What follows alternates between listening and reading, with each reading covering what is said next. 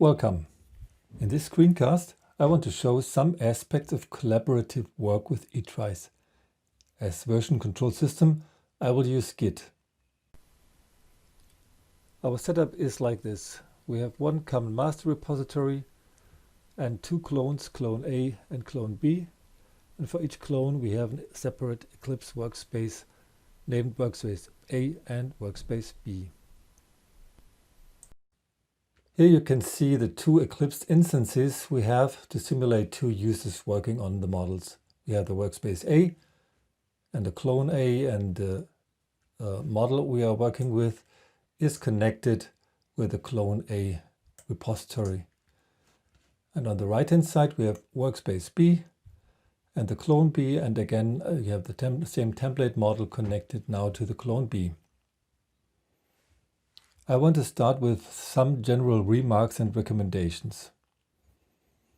First, I want to mention that all eTrice models are stored as text, not in binary form, which makes them much better feasible for version control.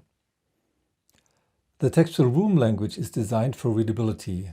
An example of this you can see here in this template model. And the room models store all semantic contents. There are also diagrams as graphical representation of certain aspects of the model. Their semantic contents are part of the textual model again, whereas the layout information is stored in separate text files. In fact, those are XML files not specifically designed for readability. Even in small and medium-sized projects, it is a good practice to split the model and to use imports. This topic is covered by another screencast though. As a general advice, different users should work in different locations of the model. And finally, you should avoid concurrent modification of the same diagrams. I want to start with a simple editing of the left-hand side model. I want to rename the CTRL to controller. So I use the rename keyboard shortcut and replace this with controller. As you can see, we have a modification here now, and we also have a modification in the associated structure model of the top actor. So the structure model already reflects the change we have just done. Here you can see it's controller. And now I want to stage this change. So we have the two changed files, and we will both add them to the staging area. And as commit message, I just want to say controller is renamed to controller. And now I commit and push at the same time to the master repository. Okay, everything looks fine. Now let's switch to workspace B and pull the changes from the master repository, and we see the incoming change controller rename that we have done previously. Now in the second example, we want to see what happens if we apply modifications on both sides. On the left hand side, I want to add an actor class, say auxiliary actor, and on the right hand side I choose a different location, say here, and again I want to add an actor class which is say implementation actor.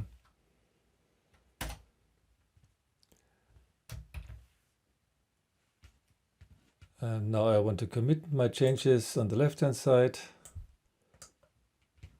I pull the modified file into the index, new auxiliary actor, and commit and push. Okay, and on the right hand side I go to the staging area, add the template model to the index, edit implementation actor. And again I try commit and push, but in this case the pushing does fail. The commit of course succeeded, but the pushing is failing because the master repository was already modified in the meantime. So now I see I have one outgoing change, and before I can push that I have to pull from the repository. Let's do so. And the update result is okay.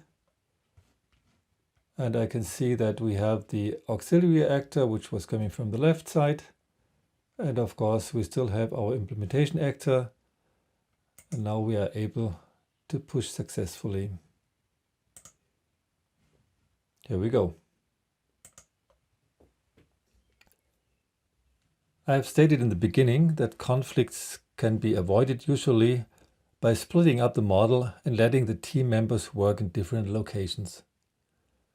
But in the case a conflict occurs, it is definitely good to know how you can deal with it. As an example, I choose to modify the structure of the top actor, and we use the diagram editor to this end by adding another actor ref.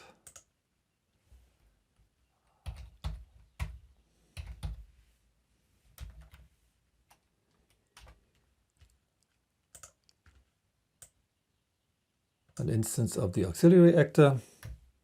I save the diagram, close it.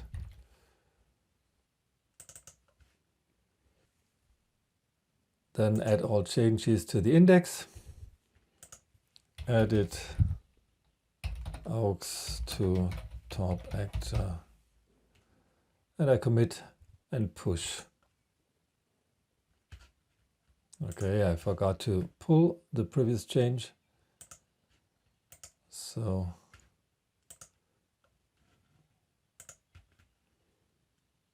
now it should work. Push to the upstream. All right, here we go. On the right-hand side, we go to the top actor structure. And here we add also an actor ref. And now I call it impl, an instance of the implementation actor, which I place here. I save the diagram, close it, go to the staging area, commit everything and edit impl to top actor. All right. Commit, since we already know that we cannot push, I won't try. I just switch to the repository view and pull from the master. Now it says fetch result stopped. So go to the staging area and we see that we have a rebase in progress, and we have conflicts in the template model top actor structure and in the template model itself. So let's have a look at the conflicts in the template model. Here you have the markers in the begin. There's from the upstream coming in from the master. We have this actor ref aux, auxiliary actor. And on our side, we have added a similar actor ref, but now for implementation actor. In this case, it's very simple to resolve, since we want to have both changes on both sides. I just remove the markers, save, and now I can drag the template model to the index to indicate that it's resolved now. So how do we deal with the structure? the structure we see a big change, which we probably don't want to resolve manually. So rather, I say replace with, and I choose theirs. I open the structure editor of our top actor, and I just have to, so the missing actor ref was already added, and I just move it to the desired position.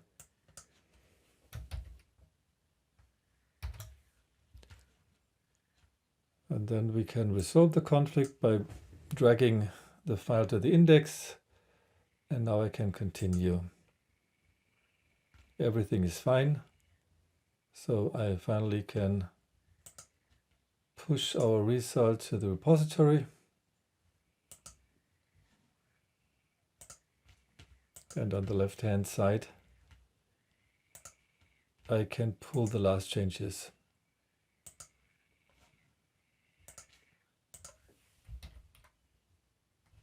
And here we have the structure as expected.